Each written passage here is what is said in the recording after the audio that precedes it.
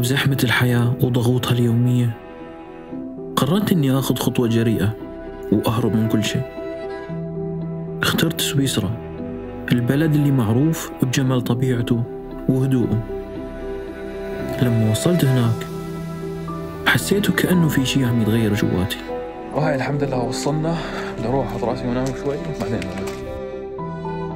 كل يوم كنت أفيق على منظر الجبال الخلابة والهواء النقي اللي بيعطيك شعور بالسلام. كانت فرصة لأني أستعيد توازني وأعيد التفكير بالأمور بطريقة كتير مختلفة.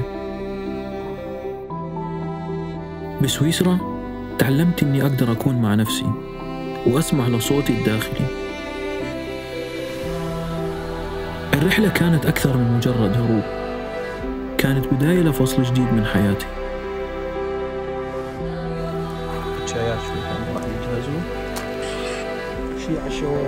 شيء على الشوارب. سيداتي سادتي، نحن الآن لقد وصلنا إلى نهاية التلفريك. أهلا وسهلا بكم في سويسرا.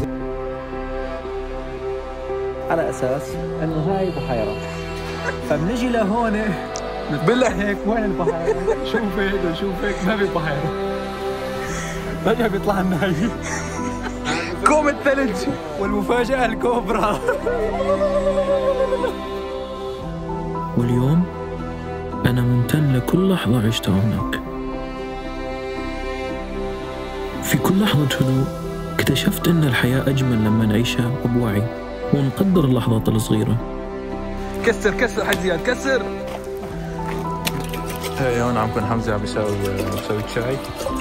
خذوا وقتكم واستمتعوا باللحظات البسيطة ولا تخافوا من البحث عن السلام الداخلي.